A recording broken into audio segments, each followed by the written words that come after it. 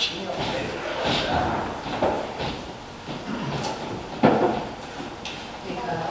watching the old rerun, not that old, sure.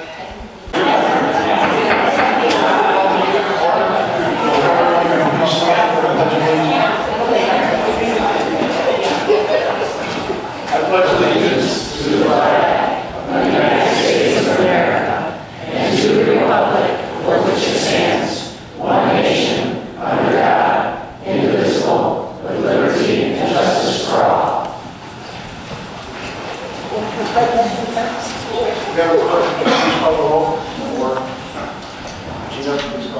Trustee Glen? Present. Trustee Caprio? Present. Trustee Rogers? Present. Trustee Suisse? Present.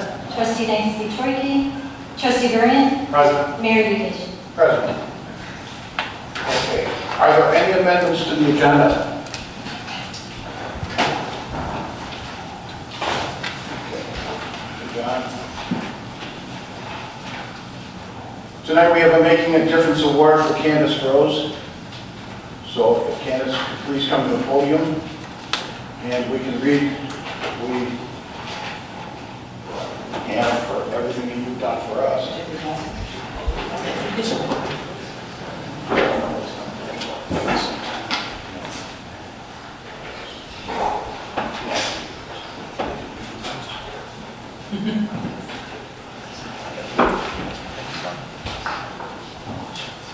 They did it in all big letters, so I can see without my glasses.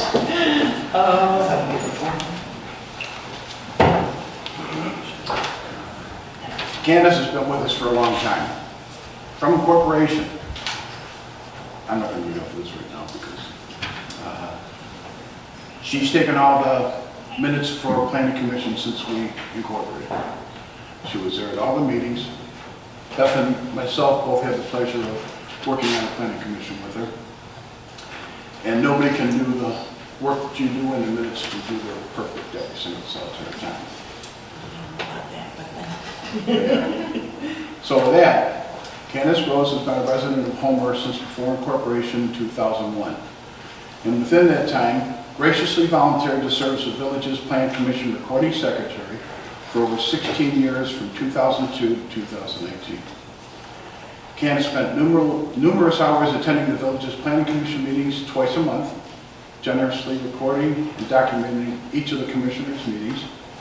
Very rarely did Candace miss a meeting during those 16 years. Her dedication, loyalty, and professionalism have made an incredible impact on the Planning Commission. We truly appreciate her diligence, volunteer spirit, and tonight we want to express our sincere gratitude to you. Because Candace, for many years of volunteer service, commitment, and dedication, you've truly made a difference, and you will be missed sincerely. We extend our best wishes to you, happiness in your retirement, and good luck in your new endeavor that you undertake. With that, we have this for you to show how much we really do appreciate it.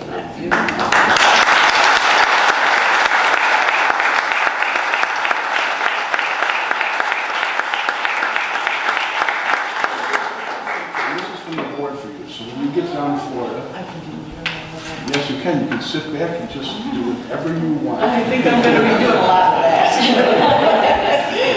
With and without the libation.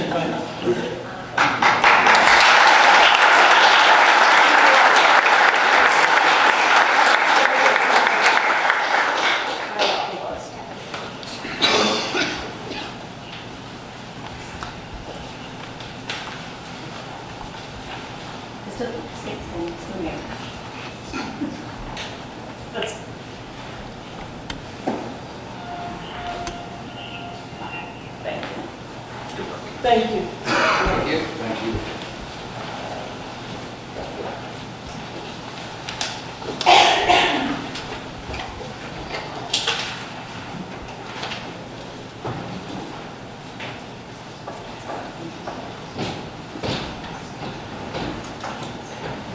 Okay.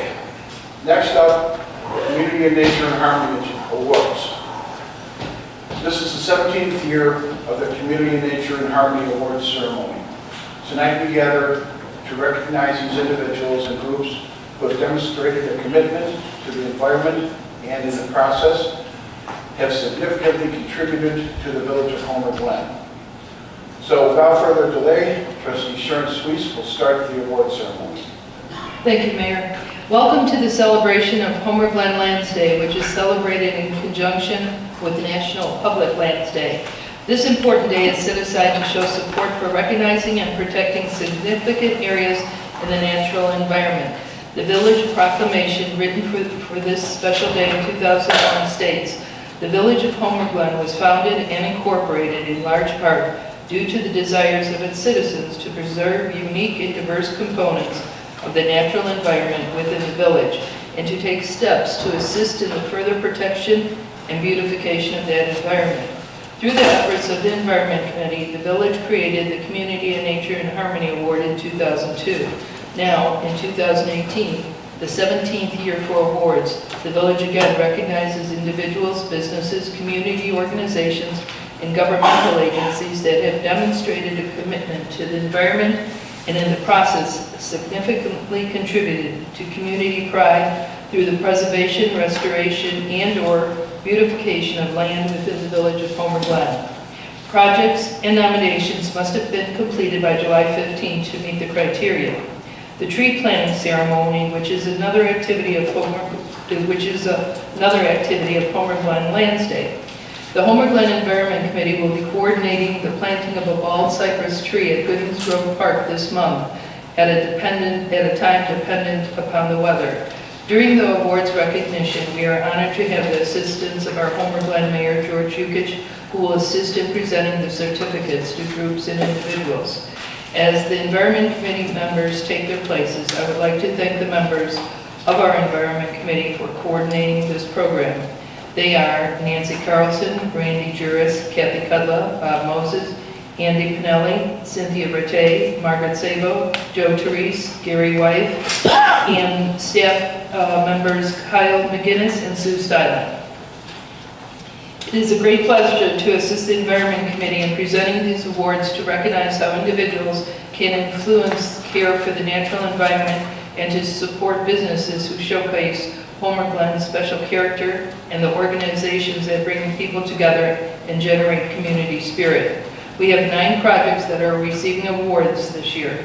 To help move things along, we ask that you come forward as you read your name, proceed to the mayor to receive your certificate, and have your picture taken and return to your seats. Individuals, businesses, and organizations may qualify for an award.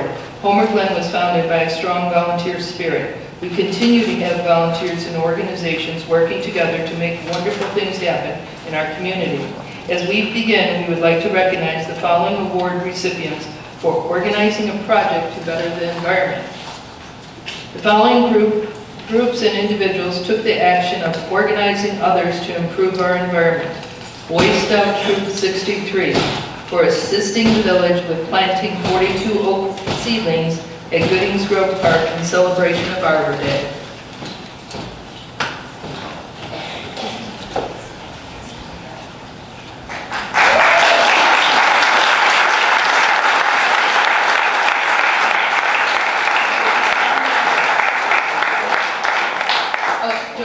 Just one for the group. We're just going up here for the just picture. Yes. Okay.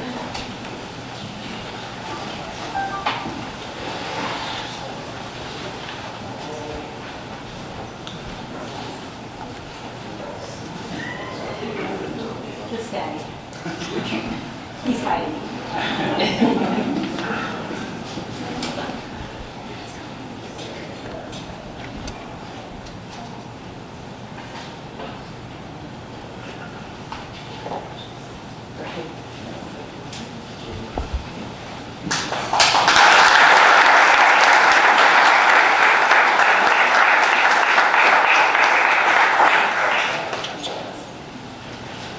Next, Cub Scout Pack 61 for assisting the village with planting 42 oak seedlings at Goodings Grove Park in celebration of Arbor Day.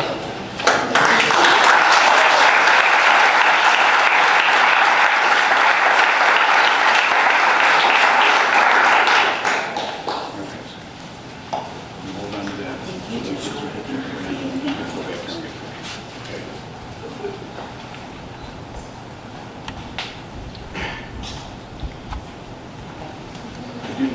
the right side. Yes, I did. Okay, come on back here, guys. Or did you already get the picture? Yeah, I have it, so. You all set? Yeah. So, Okay. let's get you All right, on. you You're guys good? also- I'm good. I didn't dress for pictures.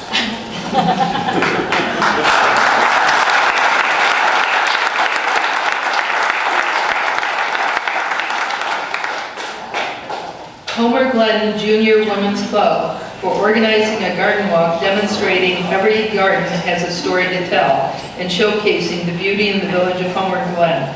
Accepting the award, Karen Hill Davis, Mary Lee, Ann Morrow, and Kathy Young.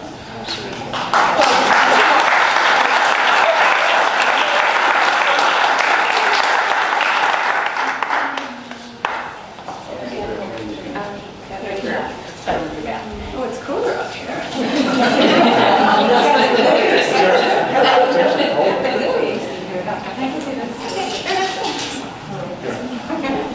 I'll come by me, we live too far away.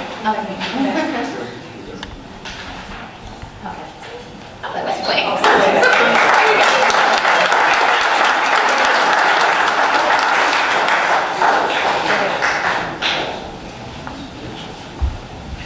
Rachel Sweet for organizing a community cleanup event on Earth Day and demonstrating that someone can take action and make a difference in improving our environment.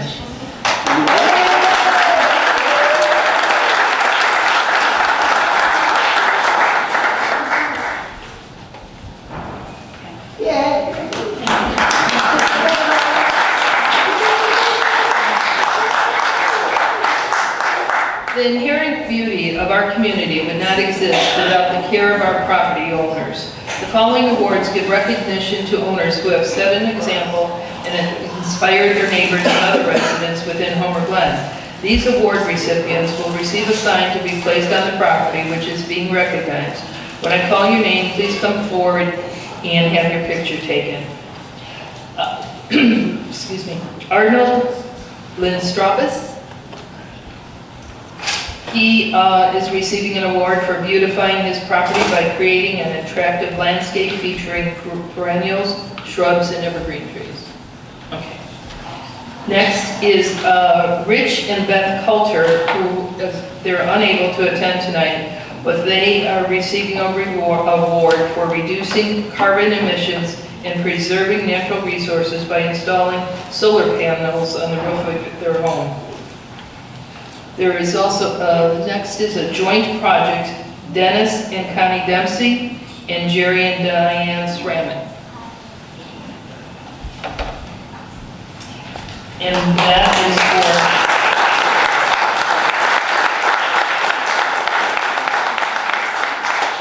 we're donating materials and labor to construct a beautiful garden on the common grounds in Barrow Woods and demonstrating community pride.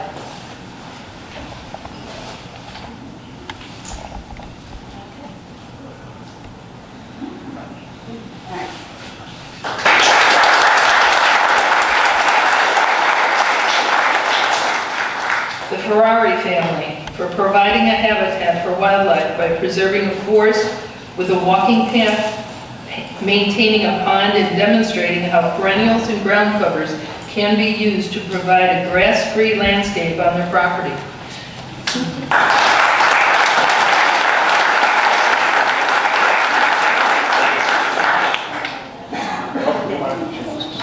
Over here.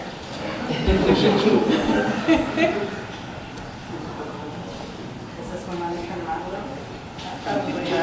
Over there? Okay, bud. Okay.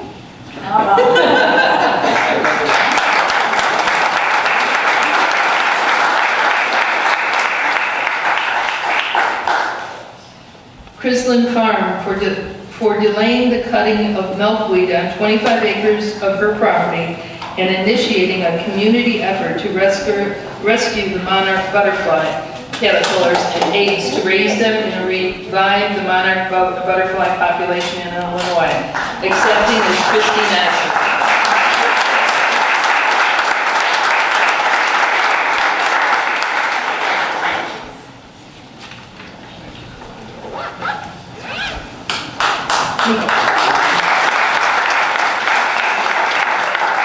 M&D Farms for creating Sunflower Days by planting a beautiful sunflower field for the enjoyment of Homer Glen patrons.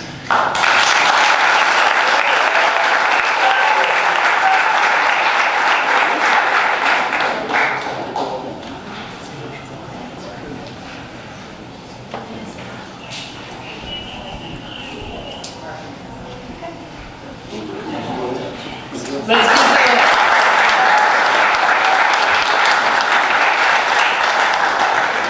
Thank you all for attending.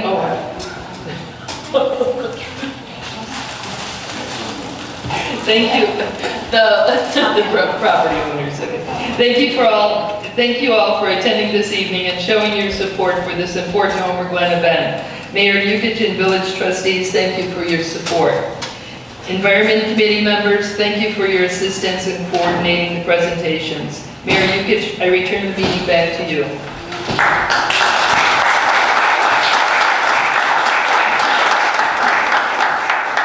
Well, what we want to do is take a short break for the pictures and refreshments, then we'll continue on with the meeting. So everything's in the back. If you want to grab something to eat, something to drink, and we'll have a meeting back on.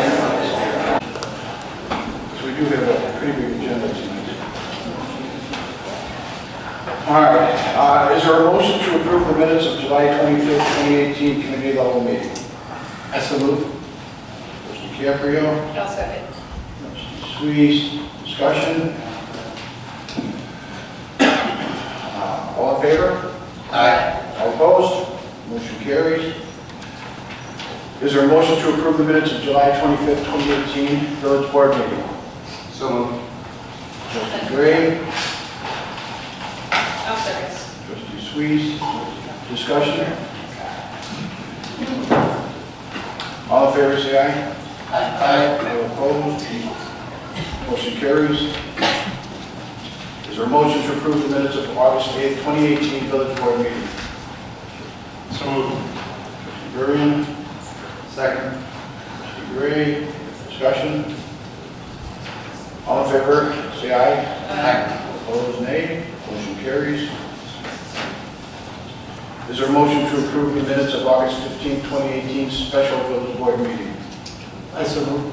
Trustee Caprio. I'll second. Trustee Squeeze. Discussion? All in favor, say aye. Aye. Opposed, nay. Ayes have it. Motion carries. Reports and communications from mayor and other offices.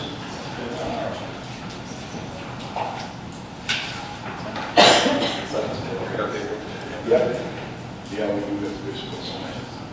Is there a motion to approve the accounts payable for the period of September 28th, 2018 through October 11th, 2018? So moved. Trustee Burrian. Second. Trustee Rogers. Discussion? Madam Clerk, could you please call the roll? Trustee Gray. Aye. Trustee Caprio. Aye. Trustee Rogers. Aye. Trustee Sweet. Aye. Trustee Burrian. Aye. Motion carries. Reports and communications. Update regarding electricity supplier. You may or may have not received a letter from ComEd regarding your electric supplier. The village of Homer Glen is no longer participating in the Will County Aggregate Group Program. Residents that were part of the village's electronic aggregation program will have their supplier changed from Dynergy Energy Services to ComEd effective November 2018. For more information, please contact the Village of Homer Glen at 708-301-0632. We'll go to the trustees. Trustee Caprio. I have no report, Mayor. Thank you. Thank you. Trustee Sweet. I do not have a report, thank you. Thank you. Trustee Rogers. I have no report. Thank you. Trustee Burrian. No report, Mayor. Thank you. And Trustee Gray. Thank you, Mayor. On behalf of Public Service and Safety Committee, just want to remind everybody October is Fire Prevention Awareness Month in Homer Glen. Some top tips for fire safety are to install smoke alarms in every level of your home, replace your batteries every 6 months, create an escape plan with your family and practice it, and if a fire occurs, to get out, stay out, and call for help.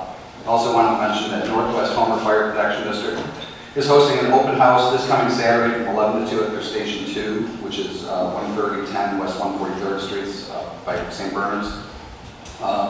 Also mentioned traffic. It is the middle of pumpkin fest season here in Homer Glen, which is Conals and Bankston's. So if everybody could please just be patient with the traffic near any of those venues, especially on the weekends, it would be appreciated. They are doing everything they can to get cars on and off their parking lots as quickly as they can. And want to update on trail crossing lights on Parker Road for Heroes Trail. They're ready to be reinstalled. We're just waiting, I believe, for the concrete bases to be right. The concrete bases to be relocated so we can install those. So and that concludes my report. Thank you. Is it treasurer's report? No report. Clerk report? No report, sir. Village attorney? No report, Your Honor. Public safety officials? Nothing? Village manager? No report. Next will be public comments.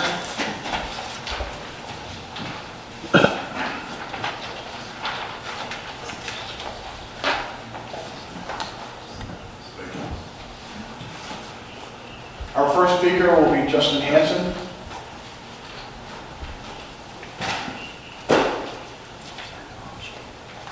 Thank you, Mr. Mayor. As you're all about to learn, I'm running for public office. You can imagine how disappointed I am that this was not before the awards were given out. Much fuller room, a lot more voters. Good evening, Mr. Mayor and Village Trustees. Thank you for the opportunity to talk to you and the residents of Homer Glen tonight. It is truly an honor. My name is Justin Hansen, and I'm running as an independent write-in candidate for Illinois' 3rd Congressional District seat, which Homer Glen is a part of. I'm a proud son of this district. My parents raised my brother and my sister in the Hickory Hills and then in Palos Hills. I've spent my life in all corners of this district with family in Lamont, Oak Lawn, and Bridgeview. Today I live in LaGrange with my wife and campaign manager, Lindsay, and our 2 small children, Lily and Owen. I'm an attorney practicing in Chicago, and I practice complex commercial corporate litigation with the law firm of Gould and Radner. And I'd like to point out that my dad is here with me tonight, and it does not matter how old you are. I'm 35, it still feels good to have your dad coming and supporting you and things like this. I have been honored to serve our community as a volunteer, teacher, and mentor at CPS schools in back of the yards and West Lawn neighborhoods of the city. I was previously a prosecutor with the Cook County State's Attorney's Office, where I practiced complex civil rights litigation. I'm involved in my community in LaGrange as a commissioner on the Village Design Review Commission, and as a member of both the Citizens Council of LaGrange and the Lyons Township Community Advisory Council. I was also previously a policy analyst to congressional leadership in the United States House of Representatives. I am passionate about serving our community, and I do believe that it is my calling to serve in government. I love this district, and I believe in our potential. The district spans from Comiskey Park down to Joliet, and we are a remarkably diverse district, and we are the crossroads of America. The nation looks to diverse and busy districts like ours for guidance in the pressing issues that we are facing as a country. I believe that it is time for this district to take our place as thought leaders in the national debate, providing leadership on the direction our country is headed. In many ways, the race for the 3rd Congressional District seat this year is about how voters in this district respond to the fact that a Nazi's name is printed on our ballot as the Republican candidate for our district seat in the House of Representatives. This man's name is Arthur Jones, and he is, in fact, a self-proclaimed and avowed Nazi, white supremacist, and enemy of civil rights. He is a denier of the Holocaust who manipulated his way onto the ballot by tricking good people into signing his petition prior to the primary. This man's candidacy demoralizes the good people of this district of all parties and betrays the memory of millions of Jewish women, children, and men that were murdered in the Holocaust. He is an insult to the courage and sacrifice of the more than 400,000 American men and women who sacrificed and died liberating the world from the grips of evil in World War II. The truth is that there have been and always will be men like Arthur Jones. But it is our challenge to always ensure that for every one of them there are 1,000 of us standing up for good and decency and speaking up for American values. And I do believe that America is a beacon. We stumble from time to time, but it is and always has been America's pledge to bring light to dark places. In a small way and against great odds, my campaign is committed to honoring that pledge, and we believe in what we're doing. As a country, our politics feel out of sync with our potential right now. It's because they are. We're divided, we're angry, we are talking past one another. I don't think that the average American voter, Republican or Democrat, can truly see themselves reflected in either party right now. But I think that we want to start healing, and I think that it starts with campaigns like this one.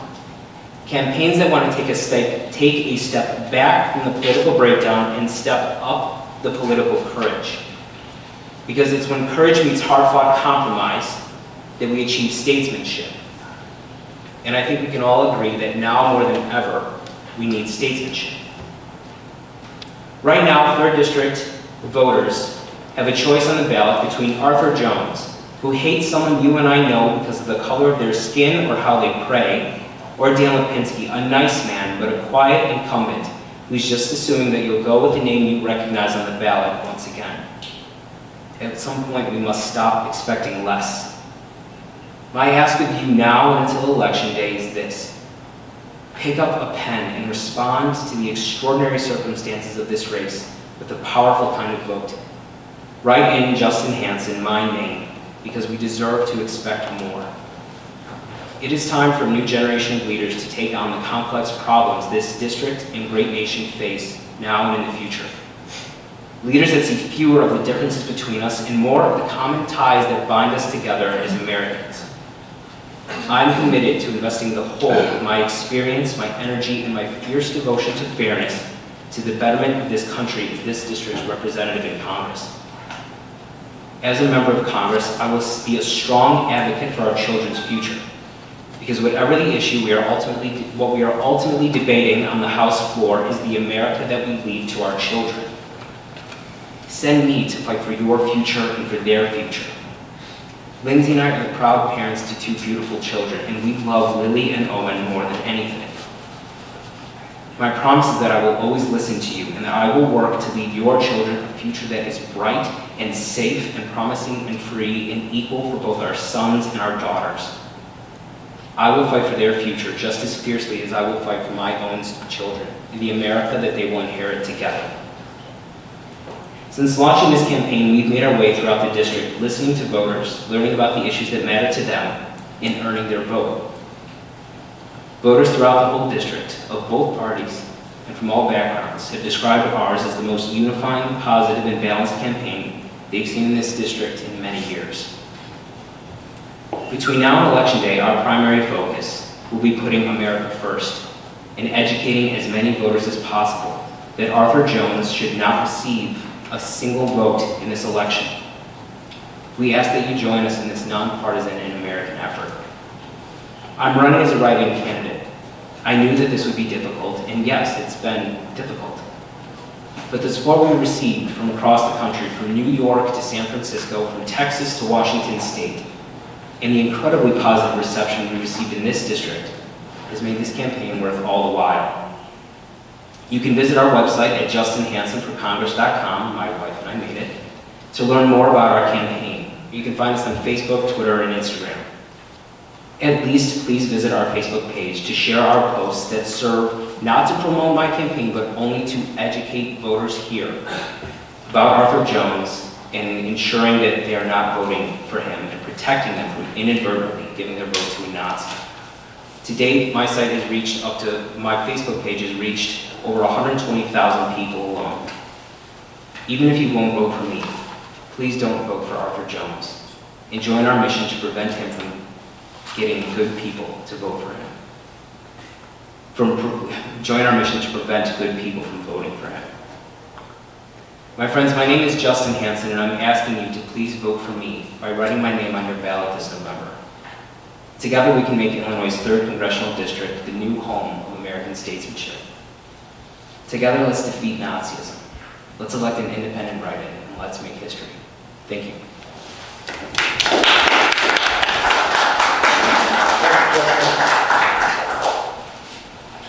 Next, George, did you sign in to talk about something or just what we've got before? I actually signed in. I was going to talk about something regarding the permit fees, but if you want to wait till later, that's fine. Well, we're going to bring you up on this, so it's up to you. It doesn't make a difference. We could do it later. That's Okay. Peter, same thing? Okay. Craig Linderman? Yes.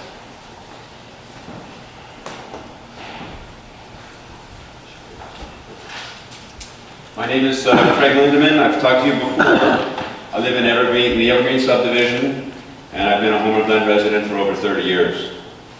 I'm here to talk about the MI Home project proposed for the old Dunn Farm property. It's between 159th and 163rd east of Denofos, and I think it's number 4 on the agenda this evening. As you know, we have a petition against this high-density subdivision. I just wanted to offer an update. We now have 288 people who have signed the petition, and another 94 people took time to comment against the subdivision that's proposed. These are the voters, the residents, your neighbors, and taxpayers of the community. Secondly, on a separate issue, or on a same issue, separate topic, late this afternoon, BJ sent over a diagram of the south end of that subdivision along 163rd. And I studied it for a moment, and just to give you folks a quick idea of the density of this project, it looks like right now there are 7 home lots along 163rd Street. And for comparison, this evening I drove across the street in the Victoria subdivision, that's Lockport. And there are 5 homes in roughly the same space where MI Homes is going to propose and has 7 lots prepared, just to give you an idea. And I'd welcome you to take the same trip that I took tonight. Just take a look at the different subdivisions, the different proposals on both sides of the street, and look how crowded already Victoria is. So they're proposing, I think, 7 homes in the same space where there are 5 homes across the street. That's all I have this evening. Thank you very much. Thank you, Craig. That's it for public comment. We already have one more sign up.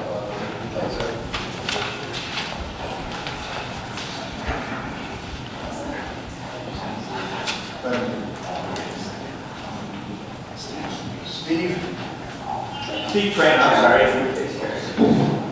You want to come up to the podium? Yes, please. Can I bring Pat too? We've worked on a minutes together. Is that okay? Pat, okay.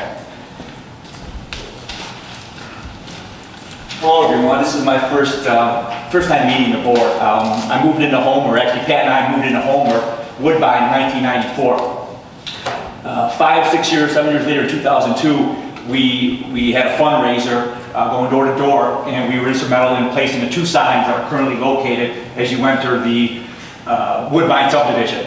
It was an amazing accomplishment by a group of about 10 of us, where we had to knock on 205 homes, and we picked up 160 donations of $75 to build those signs. It cost us about $12,000, $13,000. In addition, we've also raised money going door to door, keeping the landscaping intact. And just 2 years ago, we pulled it out and we redid it. It's really part of the Woodbine. It's part of us. It brought our community together, our subdivision together.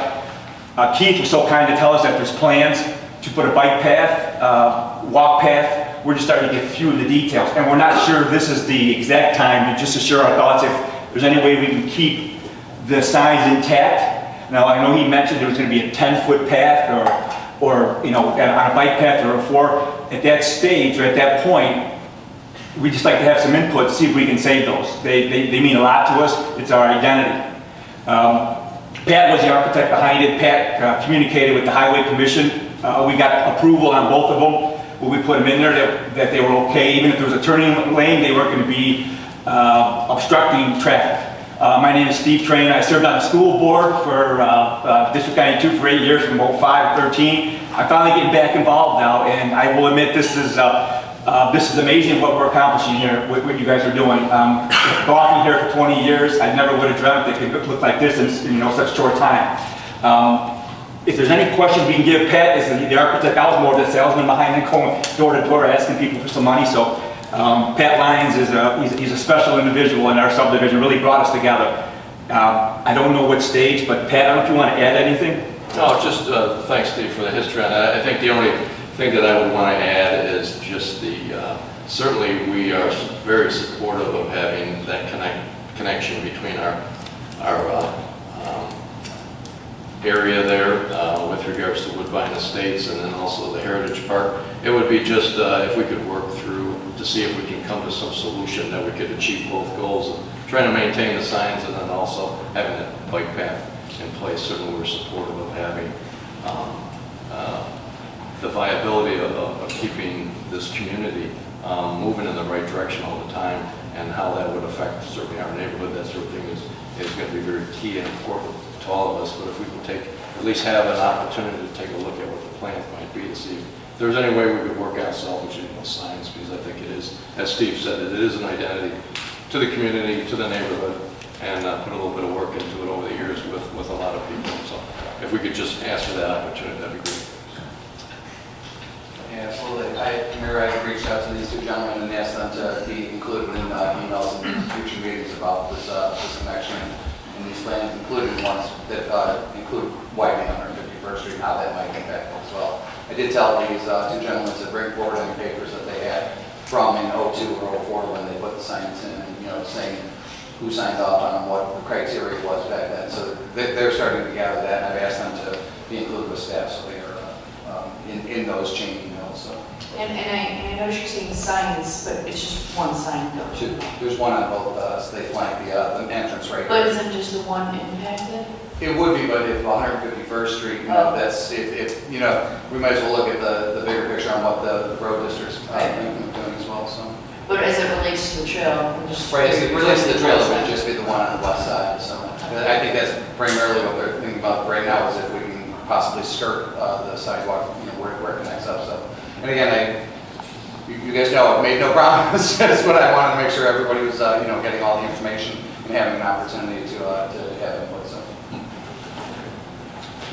We'll see what we can do as soon as they start doing something on 151st Street. Thank you.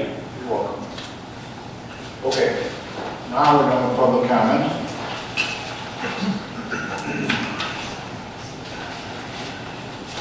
So we're legislating.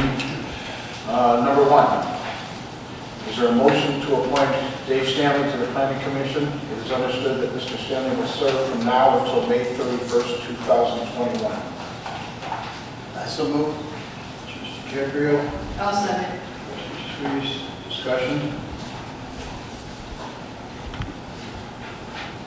As for Mr. Stanley, he is definitely, he couldn't make it tonight, he's out of town, which he could have come back. But he has, his work is with Homeland Security, with state police. He's done a lot of things like that. Very detail oriented. I think he'll be a great asset to the Planning Commission. So, is there any other comments? Well, I would just add that, I'm fine with the process if it's this way, but I just think we need to pick up a path on how we're going to appoint these, because this isn't the way that we've done it in the past. I'm fine if this is the way we're going to do it in the future, but I would just like a policy in place. And in the past, we advertised it, we reached out to, I think we might have even put something in Home on Horizon on the website, so I just want us to be consistent in how we're appointing these. That's absolutely fine. So is this the process moving forward? No, if you want it brought before you, to where you can, we did ask around on this, and there's not a lot that came forward. Actually, the only one came forward was Dave. I wasn't even aware that there was a permit. Well, that should have been put out to Lisa for us, so they do know that he left and sent them to Candace. Agreed, that should have been put out to the board. I did speak to Kevin O'Donnell tonight, and he told me it was an abrupt decision that he had to make. He moved to Mokina. He knows David Stanley. I know David Stanley as well. David will make a great addition from a detail-oriented perspective for sure, and I support it. But I agree with Beth that we need to have a better process of informing the board members of things that happen. I've said it on other occasions, especially when businesses close or open, we seem to be the last to find out in a lot of cases, and we just need to fix some of those loopholes. Well, we have Ann with us right now, and we'll get some of this stuff straightened out so you are informed on it. The last time we did plan commission appointments, my recollection is we posted and then we had multiple applicants and interview process. Is that was the way we did this the last time? I don't remember, but like, Barry was the one that came forward on it. Time before that? Time before that. Yeah. So I agree that, that this is, I don't know, Mr. Stanley, certainly nothing, none of this is meant adversely to Mr. Stanley. I just think there's a process issue that needs to be fixed. And we fixed it, I think, right? And we posted and we were doing interviews on these positions, and now we've reverted back to just finding an agenda packet versus, have you met with them personally? No, I've not. So we're going to appoint someone to the plan commission who has interviewed or spoken with or met face to face? If you want to bring them in and talk to them beforehand, I have no issue with it whatsoever. My concern was we were already out of a planning commissioner for 2 weeks at the time. After asking a bunch of people that I thought would be interested, and them telling me that they're not interested in it, and then finding out that Candace was leaving too, so that brings 2 people on the planning commission. I asked BJ how he felt about them. If he's comfortable with them, I'm comfortable with them. That's what their job is to do, to be able to tell what they're... So we're saying that's the process going forward? No, I didn't say that. I just got done saying, Beth, if you want to go back to the process that we had before, not an issue. But this one to me was kind of an emergency one. No one came forward. Everyone I did ask told me no. Dave's the only one that came forward, and I figured we've got a lot coming before us right now. I didn't know if I wanted to put it off. But when we say no one came forward, we didn't post it, we didn't put it out public, right? So this is conversations with people we thought to call maybe and ask. Right, and some that were previously on the planning commission, so we did have some with experience, but there was no interest.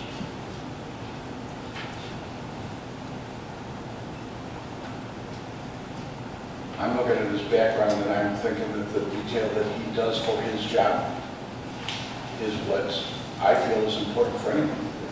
If something's going to be brought before him, I have talked to him that he would look into it as deep as anybody else would. So, if you want to go back to the old one, or you want to put this on, put it off until you have an opportunity to sit down and talk with them, I have no issue with it. Yeah, it's not, again, I don't think it's that each of us had to talk with them. It's a recommendation from the mayor that, and you haven't met with them and talked with them. And so I look to you on this to say, it is recommended approval by the mayor, and I feel more comfortable if you had sat with them before it was brought to us and interviewed them. The problem with that too is he also went for 1 week's vacation. So. Candace isn't a voting member though, right? No. So it's not like we're missing 2 votes. No, we're missing 1 vote right now. Candace is just the one that kept everything in order, so I mean that's going to be a lot right there.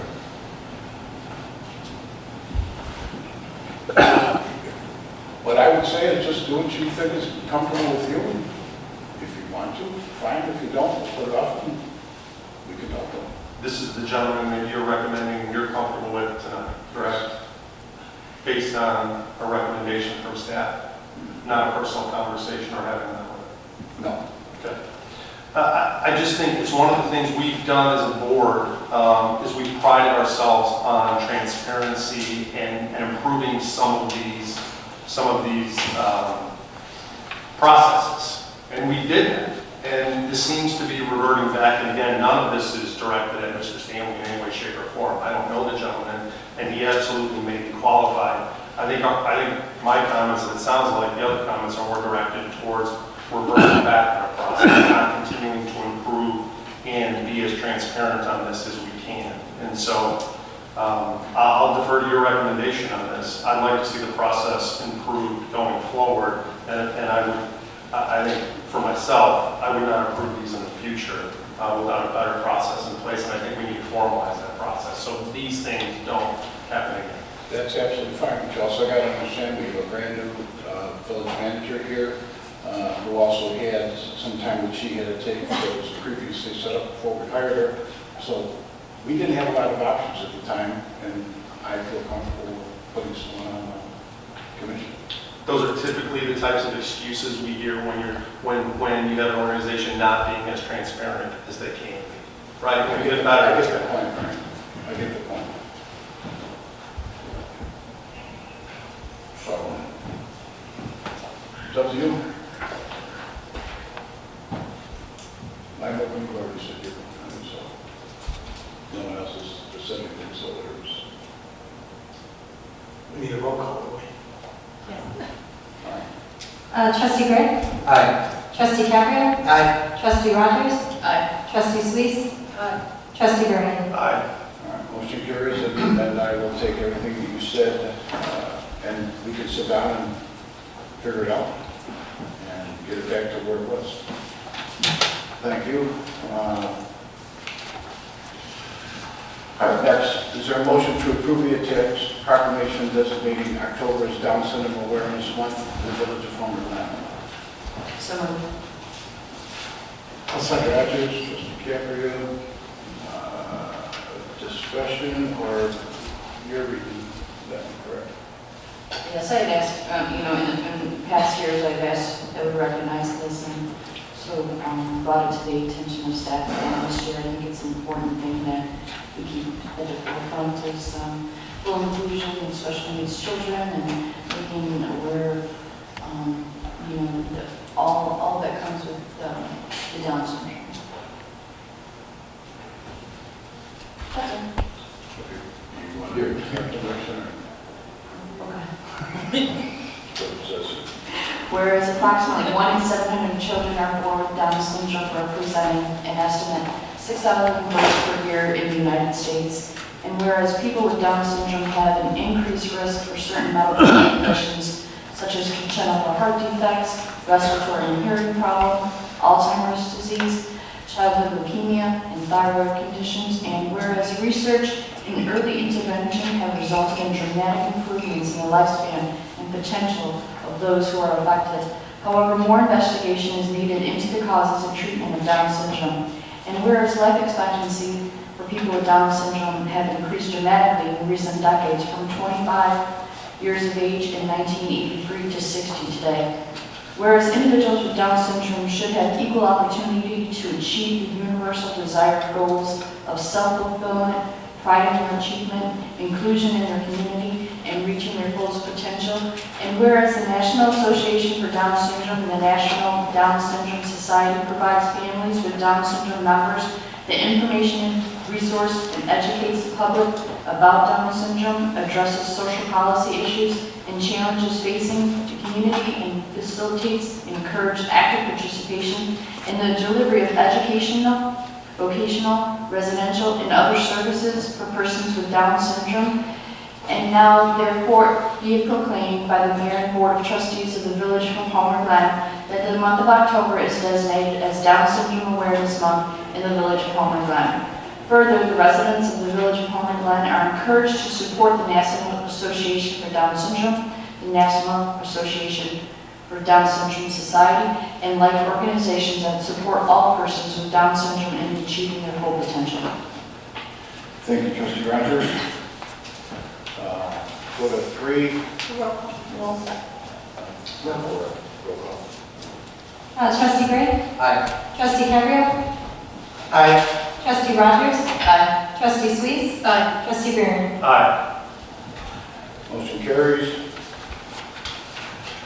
Is there a motion to approve the attached proclamation declaring October as October Awareness Month in the Village of Homer, Glen? I so moved. Trustee Suisse. Second. Trustee Gray. Discussion. Sharon, you want to? Yes, please. Oak ecosystems have been a significant part of the Illinois landscape for more than 5,000 years and are now in a state of decline across the entire state of Illinois. The state tree of Illinois is the white oak, and Illinois forest, woodland, and savanna communities have been greatly reduced statewide, and the remaining oak ecosystems are declining in health due to the decline of oak dominance. These threats and declines are due to lack of public awareness, impacts of invasive species, poor management practices, and reduced resources. Oak ecosystems in Illinois provide needed food and support for native insects and wildlife. Oak trees and their companion species contribute to important native biological diversity. Research has shown that oak trees and forests improve our air and water quality, human health, social and economic well-being, provide jobs and revenue, and improve the overall quality of life for all citizens across all neighborhoods and community boundaries. The Illinois statewide Forest Resource Assessment and Strategy identifies the loss of the oak ecosystems as a critical issue for the health of forest resources in Illinois and acknowledges the following: the significant decline of oak dominance, the predominant forest type in Illinois, the change in forest landscapes, the decrease in forest health, and a significant need to teach the mechanics of oak regeneration, protect oak woodlands, and preserve our Illinois natural heritage. The Illinois Wildlife Action Plan identifies the quality of wooded habitats in Illinois, a major concern, and the need to understand and manage oak decline in the state. Awareness of the threats and impacts to oak ecosystems is an important first step towards behavioral change and an opportunity to engage citizens to protect and improve the health and services of our oak ecosystems and natural resources. Oak Awareness Month is an opportunity for government to join forces with business, industry, conservation groups, recreational groups, community organizations, and citizens to take action to support our native oaks. Now therefore be it proclaimed by the Mayor and the Board of Trustees of the Village of Homer Glen that October 2018 is recognized also as Oaktober, Oak Awareness Month in the Village of Homer Glen, Will County, Illinois. Thank you. Thank you. Madam Clerk, please call the roll. Trustee Gray? Aye. Trustee Cabrio? Aye. Trustee Rogers? Aye. Trustee Suisse? Aye. Trustee Buren? Aye. Motion carries. Next, is there a motion to remand zoning applications back to the Plan Commission for review and recommendations? 1, preliminary plat of subdivision.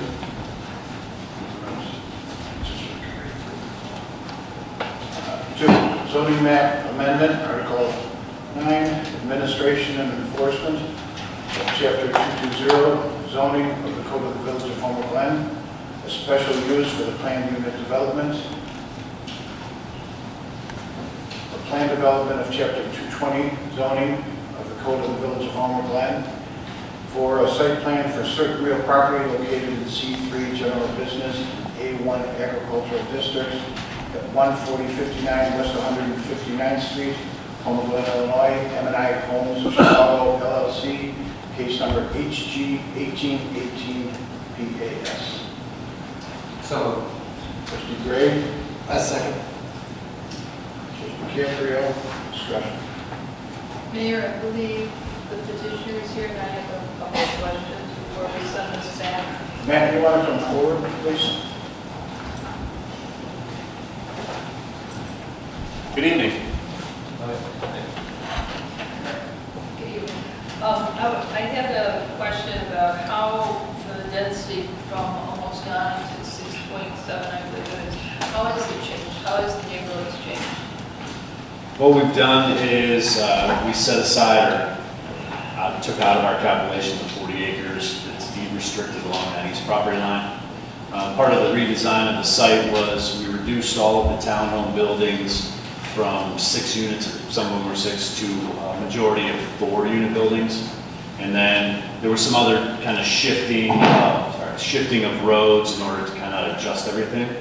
That all kind of equated to that density. When you said majority, because I don't think we allow more than 4 units in a building. The earlier plan, we proposed more than 4 units of building. Right, it was- Now 100% of our 100. buildings are maximum 4 units per building. Okay. When you came back in August, September with the plan, you had, at that time, a lot less units. You had 258 units. And now you were at 283, I believe, and then you brought it down a few units. Why the bump up? Because, you know, I would like, personally, I would like to see a lot less townhomes and more single-family units. I mean, it's like a compound with too many townhomes. From the time that you're talking, we came in originally with a plan that had a different product type. Right. That had some ranches. Since then, we eliminated those ranches and have gone forward with the townhomes. But the density, you know, you increased, because at that time you had 177 townhomes, now you have the 228. Correct.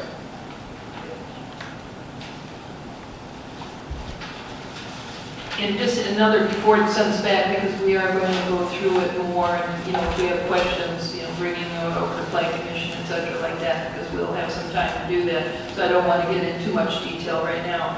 But another concern is that, for me, is that you're using the conservation design on some of those homes, correct? So that you could get a footprint of 12,000 square feet instead of our minimum 50. The single-family lots are designed as 12,000 square foot lots. Right, and according to this, it says you were using a conservation development standard to get to that 12,000 square feet. But that might be stated wrong. The lots are 12,000 square foot from property line to property line. Right. I'm not taking in any other additional space. As you see on the site plan, those lots are 12,000 square feet. And then we have separate lots for the... But unless you get a variance, we don't allow 12,000 square feet Correct. unless you do a conservation design. We're proposing these single-family lots to be 12,000 square feet. Okay. And my other concern is 2 pages of all those deviations. You know, when you have that many deviations, there's, you know, a lot more things to be done. That's all I have to say right now. Thank you. Thank you. I have a couple comments if I may go next. I'd like to ask why did you turn Isbrook into a cul-de-sac as opposed to having it connect through to the west? There was no need for this site to connect to Isbrook. Typical planning strategies, you would connect it. There was an outpouring from some of the neighbors about connections and increased traffic, and we felt that it was just an easy way to answer that question. Okay, but in the initial plans, many of us were enthusiastic about the fact that there were parks on flanking this proposed development. There'd be a park in Stonebridge, and there's a park in Evelyn's Gate, and now by making Isbrook a cul-de-sac, you kind of cap that off. So I'd like you to consider putting in maybe a right of way between a couple of those lots on the end of the cul-de-sac to make the path go through still, you know, a walking, riding path that might still go through to the west into Evelyn's Gate that can hook up with their existing path and trail system so that, you know, we have a goal of being a walkable and a connected community. So for me, seeing things like I initially saw where Isbrook was open and then seeing it capped off, I have a problem with that. Okay. I know that the first responders have taken a look at that and they've given you their response that they're okay with Isbrook like that, given that you've got Newport going through from 159 to 163rd, and you'll open up the frontage road. So, so that answers some of the first responder and the emergency services. But like I said, we do have a goal for making those connections. So I'd like you to look at having that, as well as I'd like you to. And I know this was mentioned at your planning meeting a few weeks ago about traffic calming on Newport. You know, especially if we're looking at the traffic study which came out today. We get quite a few issues about traffic. You know, that speeding is rampant and things like that. So the more we can get in front of that, I would appreciate that. And that's it for me. Brian, you got anything? Mine's not important, but for ratification purposes, on number 2, I think the mayor said 9, it should be 11. And on number Roman numeral, and number 3 should be 9. I don't know, I misheard that, but I just wanted to make sure for minute purposes that was correct. Sorry. I know, sorry. No, I'm just saying that, I appreciate you addressed most of the concerns that were brought up at planning, one of which, Keith, was, the outcry from the tiny communities wanting that cul-de-sac. I do agree with you as well. The other subdivision is dug out, so they were always kind of met to connect to one another. But that being said, the goal is to tie the two so that if I live in the subdivision, I can safely send my kid to Evelyn's Gate to use the park or to the other one. So if that's, a wide sidewalk or, I'm kind of thinking, my grandparents lived in Oak Lawn and we saw a lot of those things that kind of tied in the two communities. I would be fine with that as well. And I would reiterate, based on the traffic study, and I only looked at it briefly because it is, you just need an engineering degree to kind of understand it. But, you and I had talked a little bit about the traffic calming, just trying to do something that would kind of sway people from just going straight in and straight out. So I would say to look at that as well. Definitely. Matt? I see you did a lot of work to it. It's come down to where there's not as much as you're looking for, so we'll go before the planning commission and they can make the decision and send it back to us. But I appreciate everything you've done on it too. Thank you. Thank you. Madam Clerk, please call the roll. Trustee Gray? Aye. Trustee Caprio? Aye. Trustee Rogers? Aye. Trustee Sluis? Aye. Trustee Vernon? Aye. Motion carries.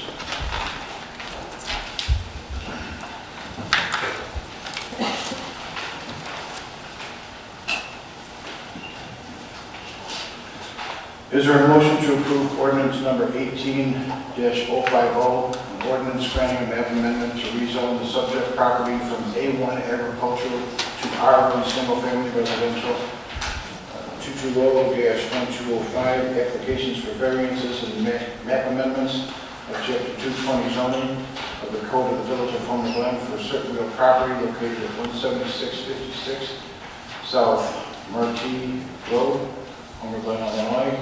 Thomas Pavlopoulos, case number HG 1833A. So moved. Trustee Caprio. Trustee Sluis. Discussion? I guess my question is, why did they start building already?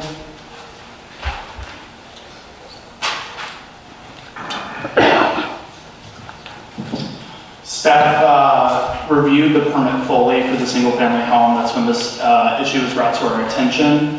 Because this process was essentially forced on the applicant due to them, so they applied for the building permit and it was reviewed at the time. That's when the issue was caught. It was a legal non-conforming lot. We spoke internally regarding what should be done in terms of the permit, whether they should be held up for several months for something that is essentially housekeeping on our end. And it was determined that it was safe to allow the permit to move forward because the house would comply with all setback requirements regardless of the change in zoning. And it was generally felt that because this was not a request on behalf of the applicant, it was in a way imposed by the village on the applicant, that it would be considerate and generally fair to them to allow them to move forward with the permit while the rezoning was occurring. So if this didn't pass, they can still build it? At this point, yes. Because I'm confused why we're doing this. Say again? I'm a little confused why we have to do this then, if they can build it anyway. This is just, like I said, it's just housekeeping. It's really a cleanup on our end. Speaking with building official Joe Baber, it's really just paperwork on our end and how the property, what the property is considered. They're going to be using it for the same use. It literally just is at this point a process and a signed off paper. Is it that the property is zoned for, I believe it's E1? It's zoned to A1 for agricultural. Many properties in, sorry, go ahead. To turn it into residential, which is what they're doing, right? Yes. And where did the E1, how did that even get into the, I mean, when you look at something and you're going to change it, wouldn't you change it to what it conforms to? This is what it conforms to.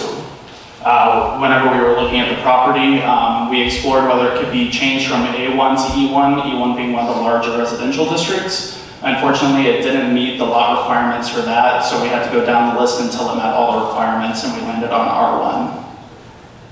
I mean, that's my other concern, is all of the lots over there are E, or estate. I don't think, I can't think of any that are too. So I don't really know how that impacts the area or people's values. And much of the area, yes, much of the area is agricultural. There is a lot, two properties north of this one with the exact same area and the exact same lot dimensions that is currently zoned R1, and it's my understanding that that had to have occurred at some point through Will County, likely for similar reasons. How many acres is this one again? This is, 5? can we roll through over to the next slide? I mean, you're right, it is a housekeeping thing. I guess my concern was when I drove past there and it was under construction already, that was really No, I definitely agree with the concern. Just under 5 acres. Yeah. I understand the concern. We had a lot of internal conversations about this, and because it was felt that this was just a housekeeping thing, it would be generally safe to move forward with the permitting process. That's not standard. There's no way to get it E anything, right? Say again? There's no way to get E? No, unfortunately not. That's all. Anything else? Madam Clerk, please call the roll. Trustee Gray? Aye. Trustee Caprio? Aye. Trustee Rogers? Aye. Trustee Sluis? Aye. Trustee Garrett? Aye. Motion carries. Next is a motion to approve ordinance number 18-051, an ordinance granting a variance to reduce the required side yard setback from proposed in-ground swimming pool from 20 feet to 15 feet, 220-812, fences, walls, and swimming pools of Chapter 220 zoning of the Code of the Village of Homer, Glen for certain real property located in the R2 Single Family Residential District at 17964 South Crystal Lake Drive, Homer, Glen, Illinois. So moved. Marion, Second. Trustee Gray, discussion.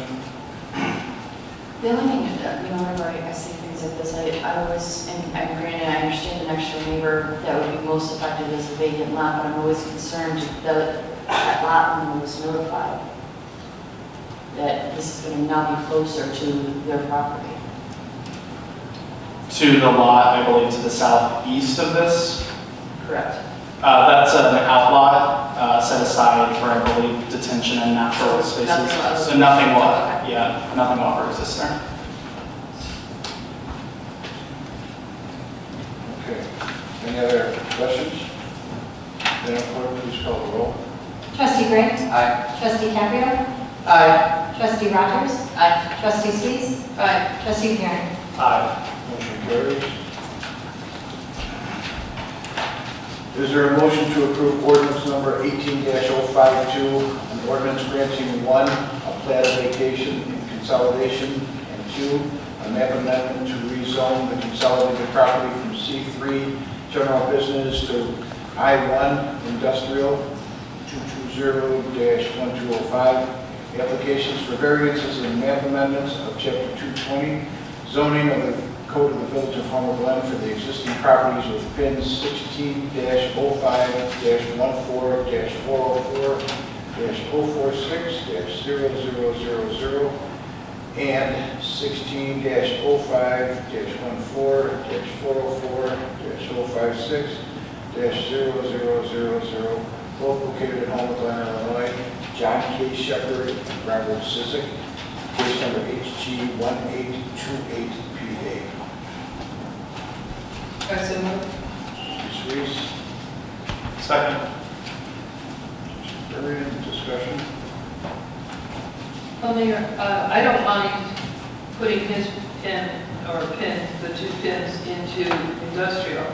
I don't know if we should do the entire complex. Is that, because it says a whole plat here and it's all in red, because we're not sure that, give examples of I. You know, because I is also part of the dispensaries and the marijuana dispensaries too, to go into it. So you're just generally asking what's being rezoning the whole business? Right, because, well, you have this red dotted line on the whole property, so the whole property would, I mean, the whole complex would be I, right? Not right now. This is specifically for these 2 pens. Okay. Staff's been exploring the option to rezone the business park as industrial, but we haven't been able to move forward with that yet. Okay, okay. We do I got- believe, didn't it also say you haven't reached out to all the property owners there yet, right, to find out if they're all? Yeah, so that would be a part of the process, is reaching out to them and ensuring that they're interested in that sort of change. We do got to keep in mind too, we only had one I property. Right. And it's only from 3 dispensaries.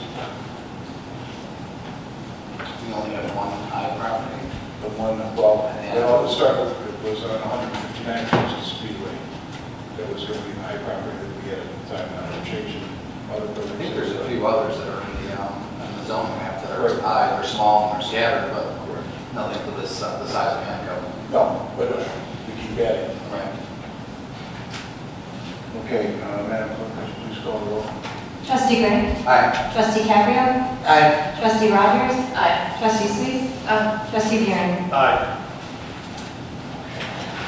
Is there, motion carries, is there a motion to approve the all-around amusement contract for 2019, 2020, and 2021 Homer Community Festival? So moved. Second. Trustee Gray, trustee Caprio, discussion. Madam Clerk, please call the roll. Trustee Gray. Aye. Trustee Caprio. Aye. Trustee Rogers. Aye. Trustee Sluis. Aye. Trustee Buren. Aye. Motion carries. Is there a motion to approve Ace Pyro LLC contract for the 2019 Home Community Festival fireworks display in the amount of $33,000? So moved. Mr. Caprio, I'll second. Trustee Sluis, discussion. I know I didn't have to talk about this, so the conclusion was 75-25, right? Correct. So should that be amended to show 75% of 33? Yes. It should, because they have their 25% portion of it. They do know that they're 25% responsible for everything on this one. Mayor, can I jump in here? If the full cost of the contract is $33,000, it should be in the motion. We would recoup the revenue from the other taxing districts, but the contract is going to be for that full amount, so that will be my recommendation. Well, that's what we voted on so far. Well, Do we have that? that's making the assumption though that we'll recoup, right? I mean, we were really close to losing money last year if we had no rain day. So I would like to see that 70, I don't have the calculator, 75% of 33, you know, I would like to see approving that as opposed to the full amount. If this is a true partnership, it's 75-25, so. That would be for 24/7. Pardon? That would be for 24,007. And for the record, the township is bringing to their board the 75-25 split on Monday, October 15th. And I'm confident that it's the same same investment they had last year. So I'm confident that will be an acceptable endeavor. But I don't think the township is executing a contract individually, are they? No, they are not. We are in process of working out the details where we will be responsible for all contracts for the festival. But the investment from each entity will be from the 75-25 perspective, and then obviously the residual net profits and or deficit would come the same way. So I think in terms of, from your perspective, maybe you make a condition of that the village is out of pocket will only be 75%. To participate. Right, I'm fine with that. I understand. But if for some reason the township does not approve their agreement of partnership with us, we will still assume the entire contract. Technically, you're on the hook, yes, Right. contract for 33,000. Sure. Right, if they decide that for whatever reason they don't want to participate in this event with us, we would take on full ownership, and is everybody at the board level comfortable with that fact that we would be exposing ourselves to 100% of those costs? I would be, I hope it's not the case, but. I would be too. I mean, I know that trustee Capri and I have talked at great length, and I've talked to a few others, but I don't want to speak for anybody else. I know that, you know, to me, it's like, well, this is slam dunk. You know, either way, we're putting on this event. The community loves it. They look forward to it, and they depend on it. So no matter what the outcome of the township vote, my vote is in this seat would be to go forward and have the village take on all of that responsibility. I would like to see that, but obviously we are a 7-panel board, and you know we all need to be that comfortable as comfortable as I or trustee Capri are. So I just wanted to make sure that we weren't going based off of conversations that you and I have had quite extensively. So Agreed. Yeah, the way they have it right now is we are in control of it. We make the decisions. We keep the township informed of what we are doing, what we're not doing. Highway department is going to supply the insurance, so we will have an intergovernmental agreement between the highway department, the township, and all of that. Does the township reimburse us the difference? We pay the 33 and the township reimburses us, or we send a check for 75% and they send a check for 25%? So it's split in two things. Right now we have to put some money up front in there. In other words, there's a second payment that's due on it. With us being in control of the whole thing, we're paying them. It would be our responsibility to. We're running the 33 Correct. and being reimbursed by the township is what's occurring. the two IGAs that are out there currently that we exist under, which was the Homer Best IGA and the Homer Harbor States IGAs, both have language in them that say, for the most part, it's that whoever's administering the event can request an initial, for the other entities to put money up front, or they can wait until the end and wait until the final accounting and just settle up then. So Yeah. I believe it's at the administrator's discretion. Yeah, and in reality, it's all done at the final accounting. The receivables, we plan to far outweigh the expenses, but there could be a bad scenario. Yeah, I just think the fireworks are a key aspect of that event, of that 4-day event, and I think the fireworks draw families to this event more than almost that night as much as the carnival does other days, and so I would hope, and I wouldn't expect any issues with the township, but if the township decided that for whatever reason they don't want to participate to this level, I would hate to see the fireworks portion of this event be canceled entirely. Well, like I said, in the meeting that we had with Carlo and Keith and at A&M, I was fine with 100%. Yeah. I just want it, documented that they're going to pay the 25% of this 33. And so it could be, my approval would be conditioned on the reimbursement of that 25%. However, if it's at the end, if it's tomorrow. Yeah, and our hopes is that that money doesn't even have to exchange hands because the receivables will all fine. Just come out of whatever the net proceeds are.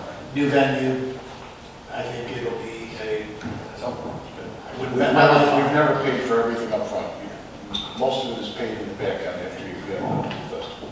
When the fireworks will be paid for in advance, though, because they want 16.5, like 90 or 120 days ahead of time, and then they want the final payment. I believe it's like 2 weeks.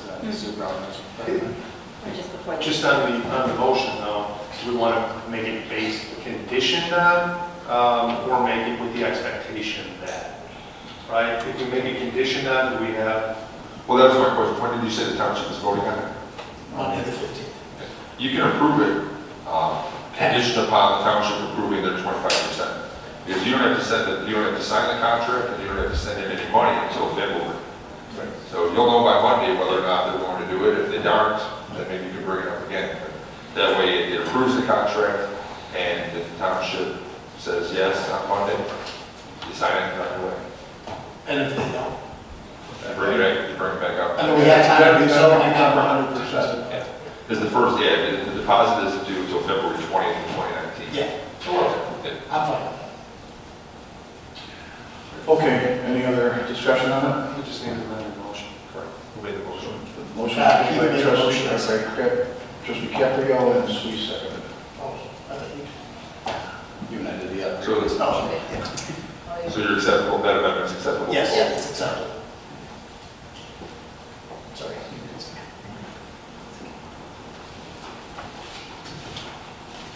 Okay, Madam Clerk. Trustee Gray. Aye. Trustee Caprio.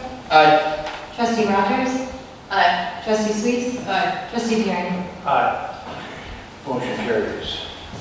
Next, is there a motion to approve a professional services agreement from HR Green for design engineering services related to the construction of a path along the north side of 151st Street, connecting Eagle Ridge Drive to Heritage Circle in the amount not to exceed $9,469.89.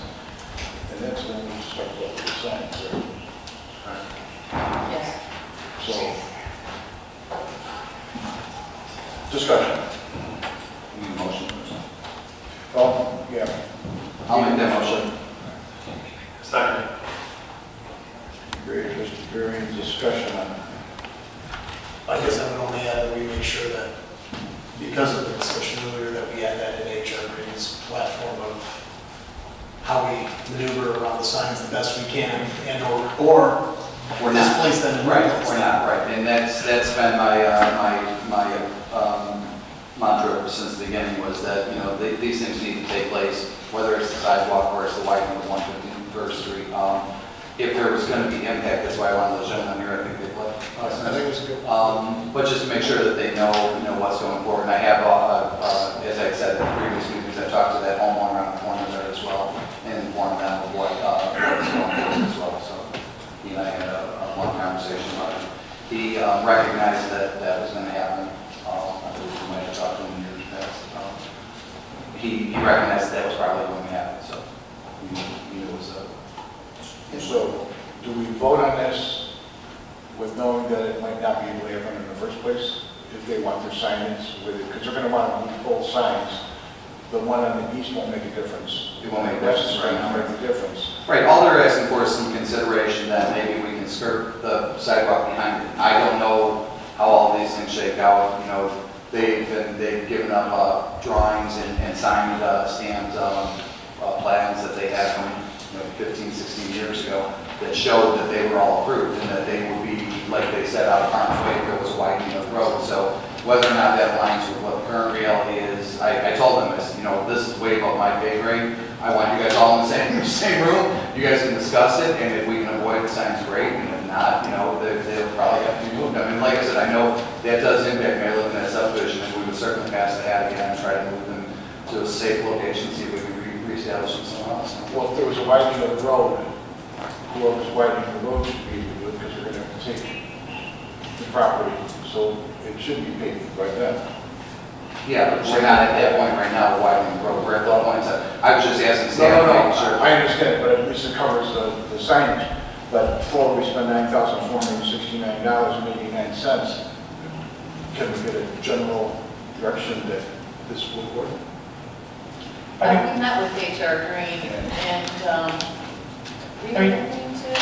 I've been at a few of them, so. Yeah, we looked at it preliminarily and leaving the sign there, and again, all very preliminary, HR Green was, you would be so close to it, it was like a hazard. There was no way to really move it any farther to the north. But again, that was all preliminary before the money was spent. And I think in previous discussions, we just talked about the value added of this trail in meeting some of our strategic goal in pulling this community together and making it more walkable, more rideable, be great for the fest. And I agree. Getting people there. We're just trying to figure out if we spend the money, is it something that we're going to spend the money, put the thing in, and then we have to take it apart because 151st Street, when it does go through, what are the boundaries on that? No, you're talking with HR Green, this would not be something, this would be in conjunction with the 159th Street. So it'll all fit. It'll be located so that when 151st Street is widened, the sidewalk or bike trail would not have to be relocated or removed at that time. So I can imagine it could narrow in as it gets closer to the sign. I if that were the case. We'd have to look at it again, but initially we looked at it. Yeah, I would imagine it can come. It's I'm not sure. still ADA and. Oh, yeah, it's not a bridge. All right, any other discussion? Madam Clerk, could you please call the roll? Trustee Gray? Aye. Trustee Caprio? Aye. Trustee Rogers? Aye. Trustee Sluis? Aye. Trustee Garrett? Aye. Motion carries.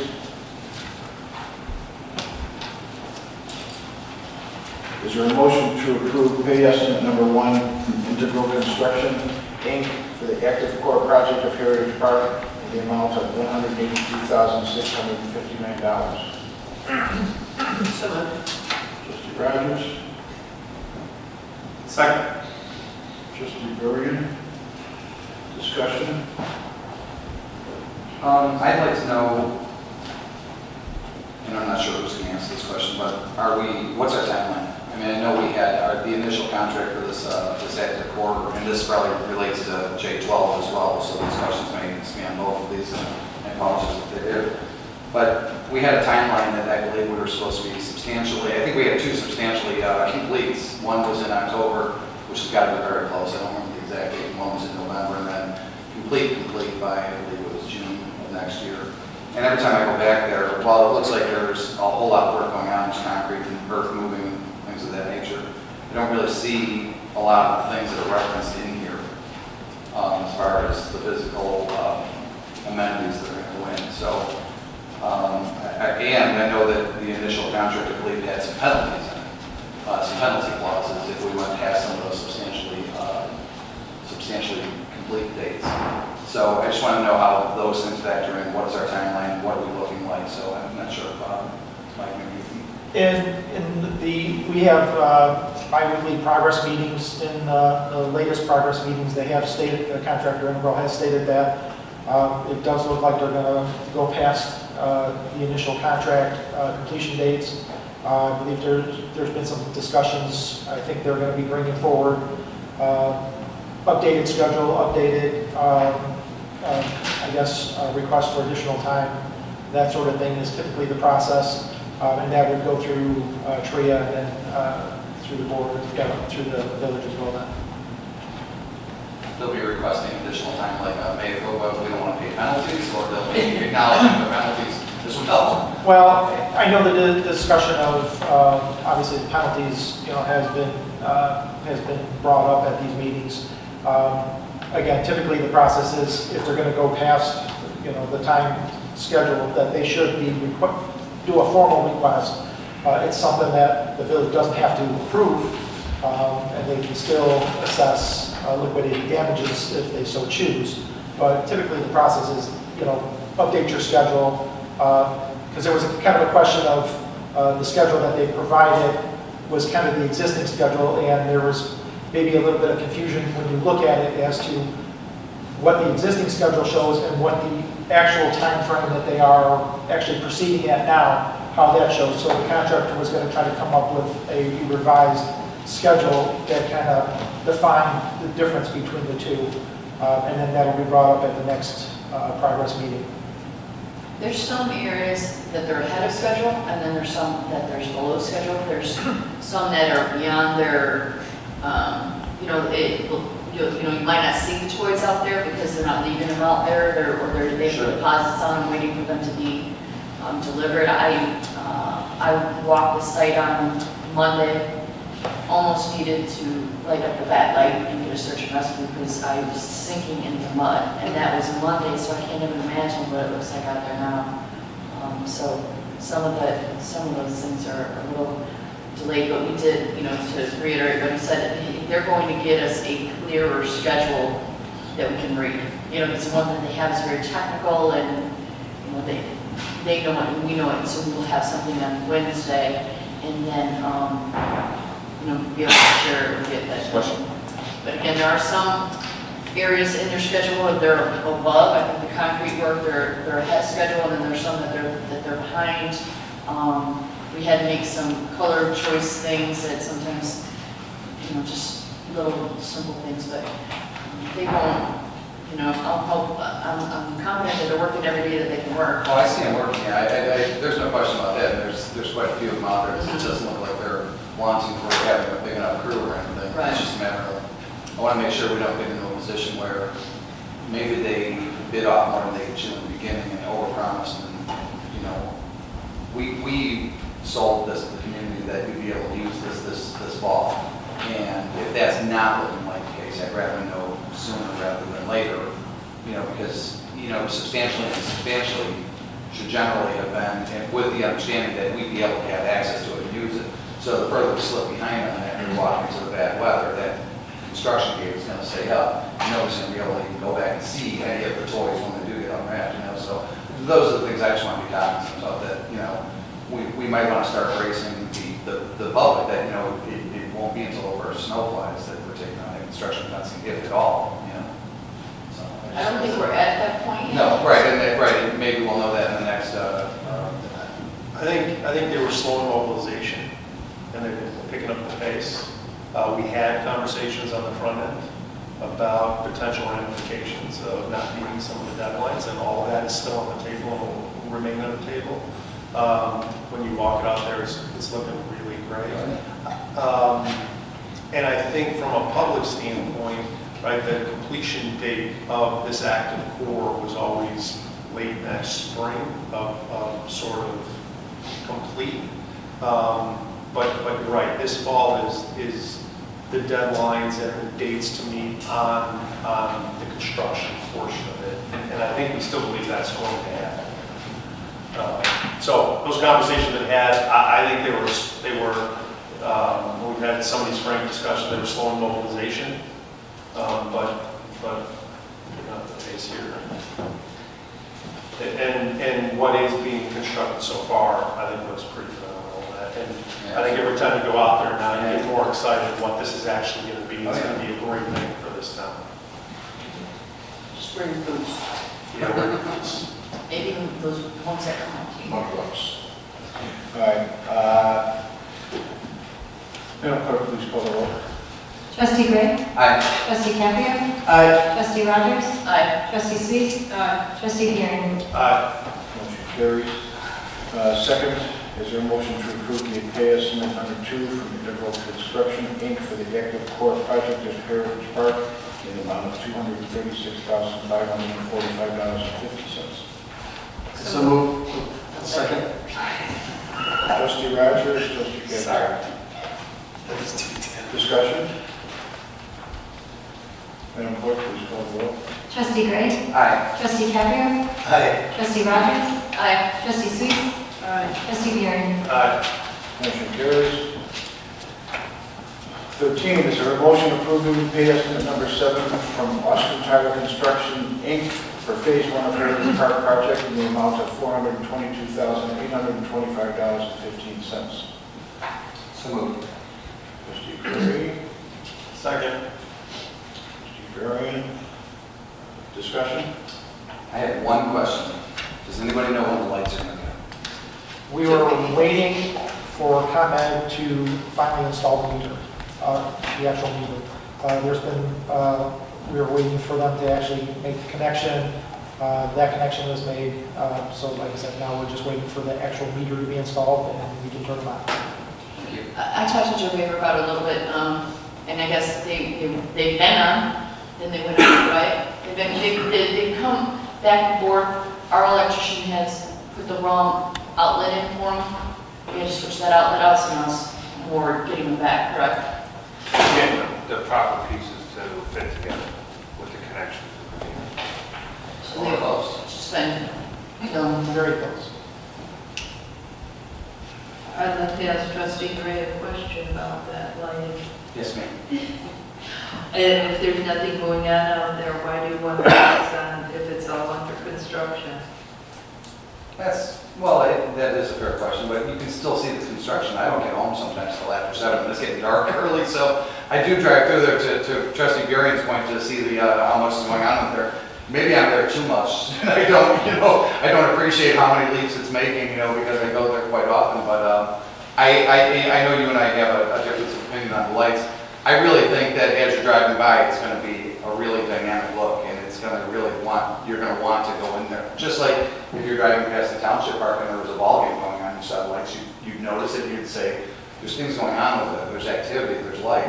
So I know, like I said, we come from those things from different approaches, but. Well, there's still areas of the park that are usable. Oh, absolutely. So it is a usable park right now, just not the areas that are fenced off and under construction. Anything else? Madam Clerk, would you please call the roll? Trustee Gray? Aye. Trustee Cabrio? Aye. Trustee Rogers? Aye. Trustee Sweet? Aye. Trustee Buring? Aye. Motion carries. Next is there a motion approving pay estimate number 2 to Alexio and Sons Company for the detention basin and bioswale project 319 grant at Heritage Park in the amount of $377,947.44. I so move. Mr. Caprio? I'll second. Trustee Sweet? Discussion? Madam Clerk, could you please call the roll? Trustee Gray? Aye. Trustee Cabrio? Aye. Trustee Rogers? Aye. Trustee Sweet? Aye. Trustee Buring? Aye.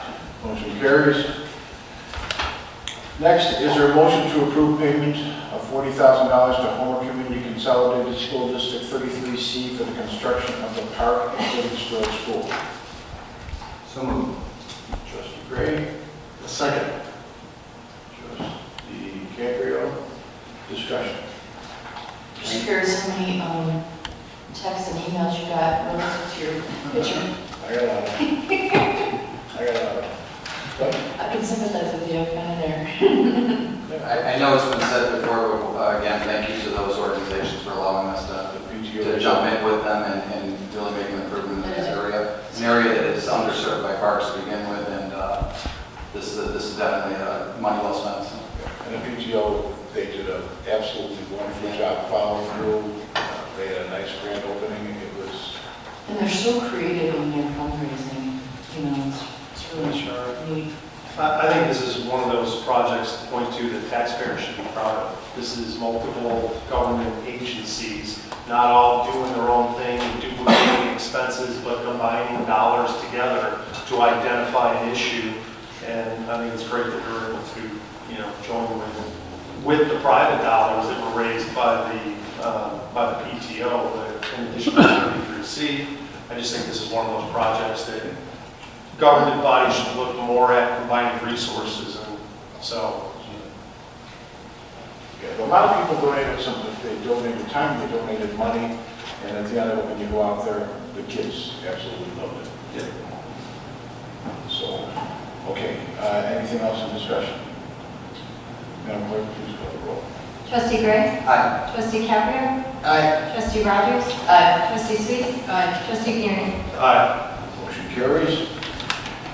Is there a motion approving pay estimate number 1 from Glen, Cox and Sons Excavating for the 159th Street Water Main Extension Project in the amount of $286,665,043? So moved. Trustee Buring. I'll second, sir. Trustee Caprio. Discussion. They are probably 3/4 of the way done with the water, and I think they're a little bit closer on the sewer. The neighbors at Little Round are all excited because they see the people coming through and they can hear the working on it, so they're extremely happy that this is getting done. This way we can open up the property to the commercial end of it. So, and they also are going to be coming in for those funds. So all is good on that. You want to wait until just call the roll?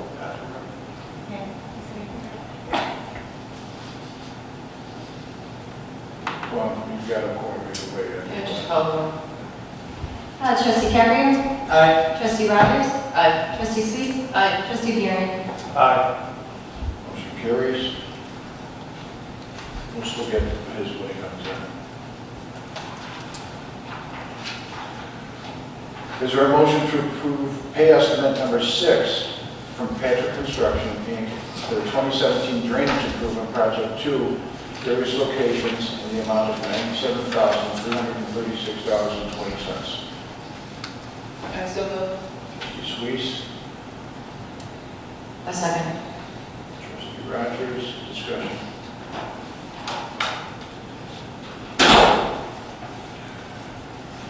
We called it, but how do you, Aye. we figured as much, but I wanted to make sure. Thank you. Okay, then the next one we read out is our motion to approve pay estimate number 6 from Patrick Construction for the 2017 drainage improvement projects number 2, various locations in the amount of $97,336.20.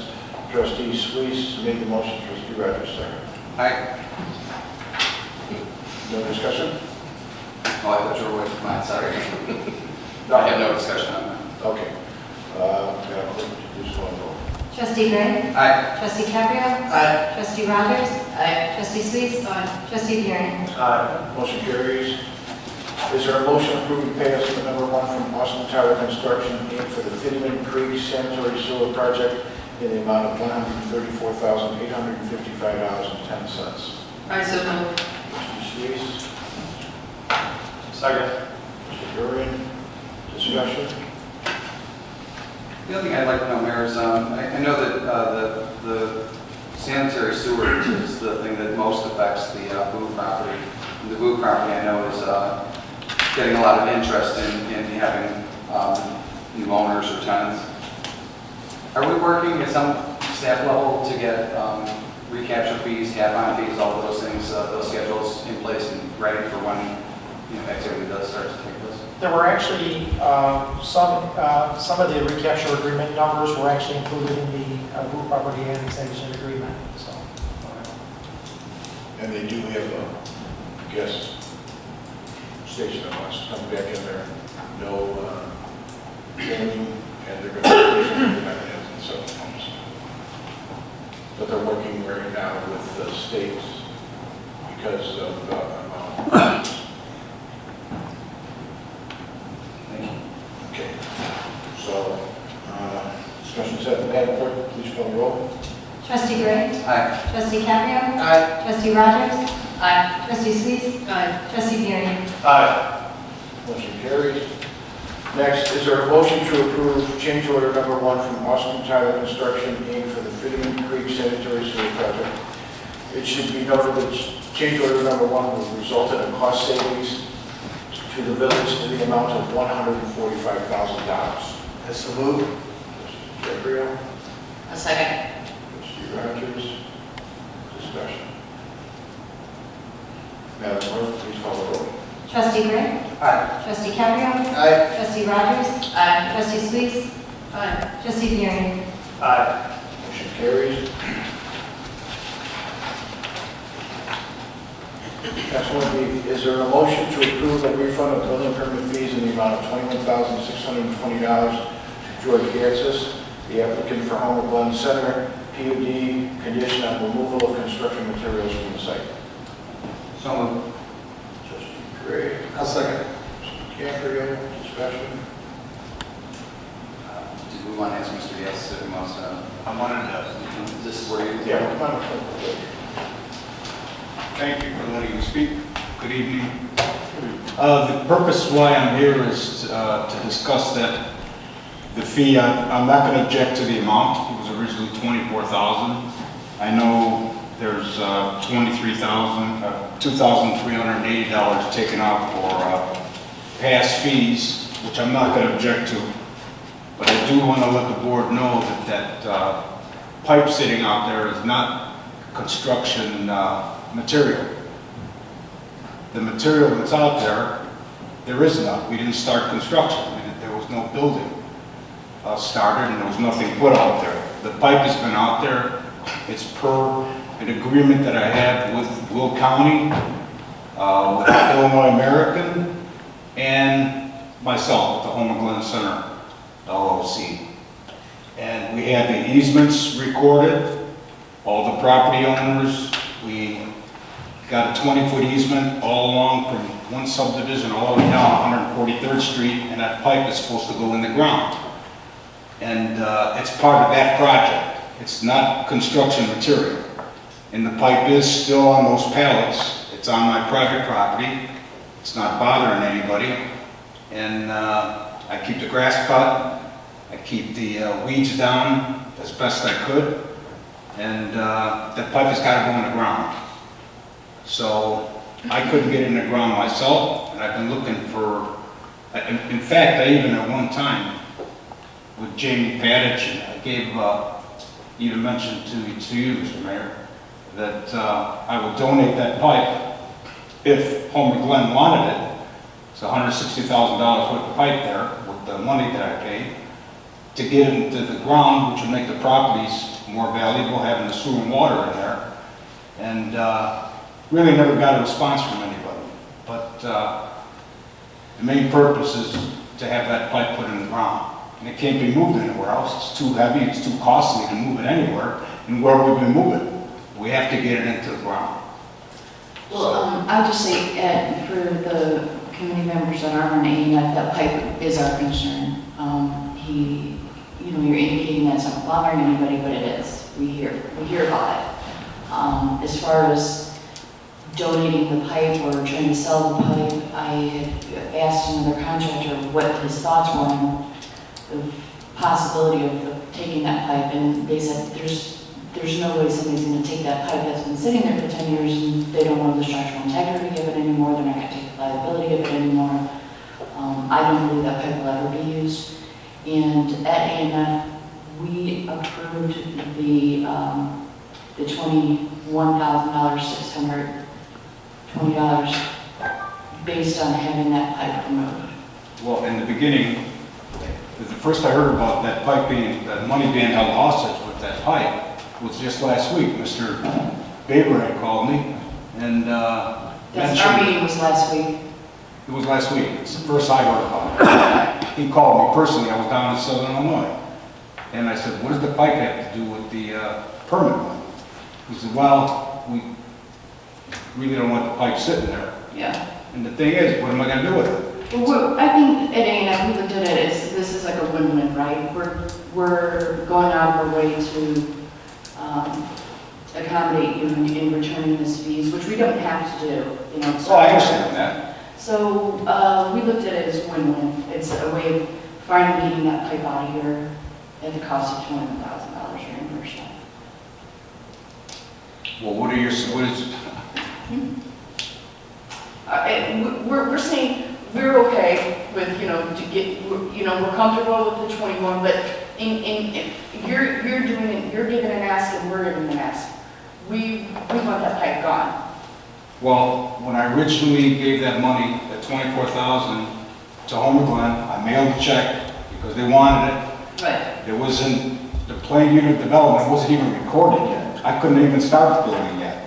So when I asked for the money back, they said, well, we can give you the money back, but it's going to cost you more money later, higher fees. You're going to build eventually, aren't you? Yes. Of course, that was my intention.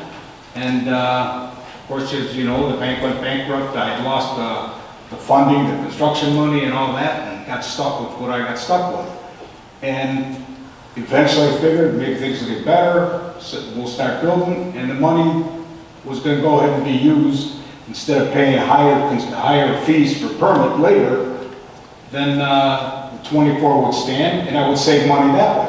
So I agreed to leave the money there. Now, I've tried everything. I mean, and even if I got another extension, I was told I'm not going to get another one a few times. And I couldn't see getting another one anyway, because I'm not going to build right away. I mean, unless it's a 3 or 4 year extension, I don't see how coming in every year and just hanging on to the 24,000 is going to help in any way, help me in any way.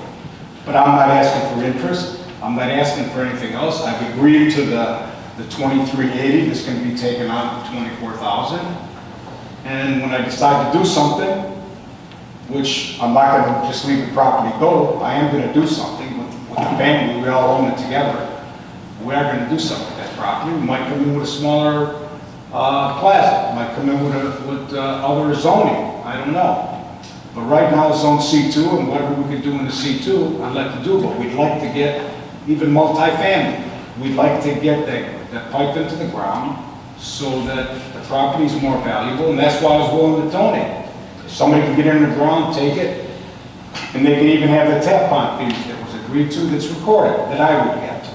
Anybody wanted to hook up in the future, any plazas, any homes, any sites at all, they want to hook up to the sewer and water, they would have to pay the tap pond fees.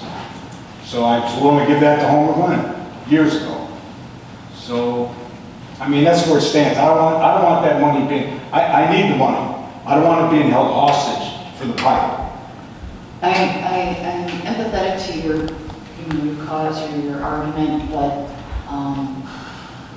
at ENF, we were very clear. Not everyone was comfortable on returning money, but we were comfortable in returning it if we could get rid of that pipe. And me talking to contractors, I don't believe that pipe will ever be able to go into the ground after it's been sitting there for that long. Yeah, if the integrity of the pipe is compromised, unless somebody like I would want to buy it or do something else with it. Yeah, but I mean, it's like a last minute thing for me now, I mean, we could give a little time, but. It is the last minute thing. I don't want you guys to do all that everything here. I know you guys did it on paying it up, and I know I've talked to Trustee Rogers. My concern was the pipe as well. I want the pipe gone. So that had always been, that had been since last year when we signed off on the extension back then. I didn't really want to approve the extension last year because I thought this had kind of gone on for a very long time. And I understand what you keep saying about the money being held hostage, and you're not looking for any interest back from the village or anything at any given time in the last, I think it's a dozen years now or more.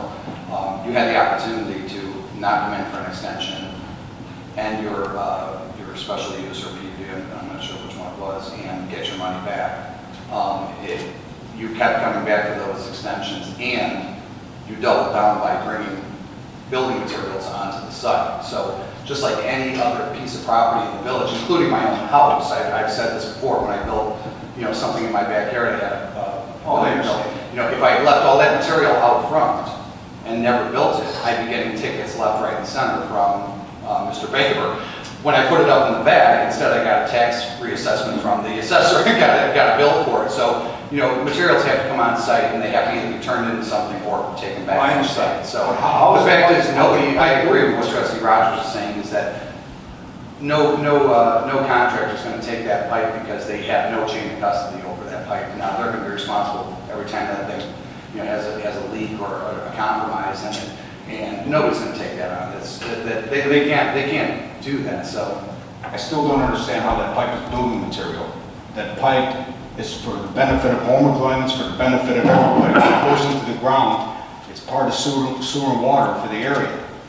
So, I mean, I've tried my best to try to get the loans. It was not a Homer Glen initiative, though, at this point. We had signed off on that as a board. We did sign off on the Homer Glen initiative to put water and sewer down Fitterman Creek and down 159th Street. So now those materials that are being brought out there, we would say, yes, we stood behind that because we initiated that. You initiated the one on 143rd Street, as a private contractor, as was your right, apparently, under your negotiated agreement. But now that that's coming to an end, you can't now say, anything I've done to the land, you guys take over and remediate for me. I mean, we can't have that either. Like Trustee Rogers says, we do get calls and emails and texts about, when is that going to happen or when is it going to go away? So. But I was hoping it wouldn't be coming to an end.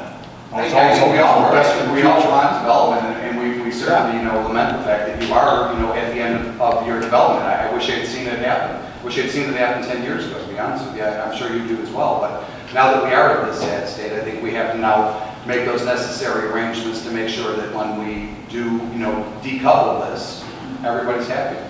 I understand that you might not be happy that at the end of this, that you're going to have to do a little more work, but you did put that material on site, and I think it's kind of disingenuous to say it's not building material, because it's nothing else in my book, it's building material. Well, we can make the motion so that it's clear that what our intent is, right, Eric? Yes. So do we need to amend that? Because I consider it building material, but I mean, it's under... If you want to clarify it, I think we need to, so that everybody's on the same page and he understands when he gets his check is when this pipe is gone. it could be building material, including the pipe. So do we need to... If you're going to change it, Carmen's got to take back the motion, and then you have to take back your second. Or just approve the amendment. You This was me and Carl. Okay. Yes. It is. One down. All right, so we're just going to amend it to, for Amended to state.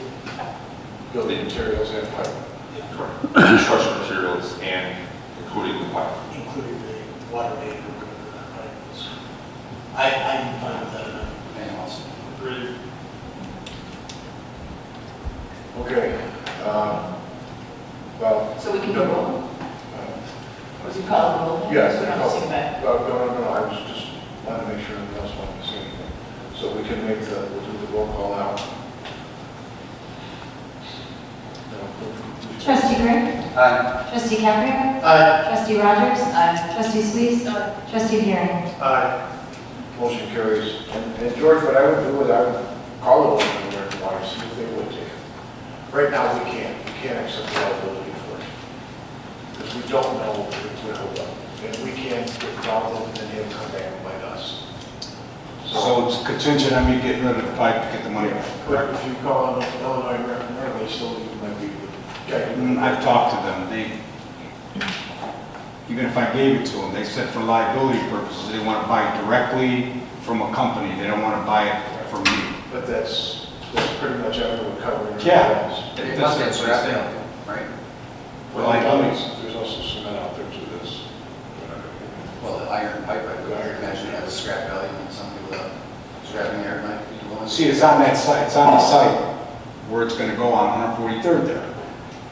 If somebody could put it in, it's fine. But the thing is, for them to take it to another site, they have to buy directly from the piping company to take it to that site for liability purposes. They just can't come and get it themselves from where it's at now. Well, you're pretty much left at the point, like what Trustee Gray just said, that you call a scrap yard and they take it, whatever they get for the steel. Was there like a timeline now for that? I mean, if I can get it, Trustee Rogers had just got done saying, the timeline is when it's off the property, we get the check. okay. Gotcha. Thanks.